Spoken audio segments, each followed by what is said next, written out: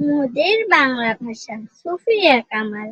মোদের দেশের সরল মানুষ, কামার কুমার জেলে চাষা, তাদের তরে সহজ হবে মোদের বাংলা ভাষা।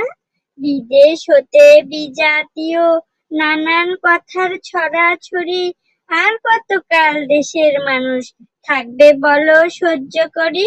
যারা আছেন সামনে আজও গুণী জ্ঞানী মনীষীরা, আমার দেশের সব মানুষের এই বেদন বুঝুন তারা।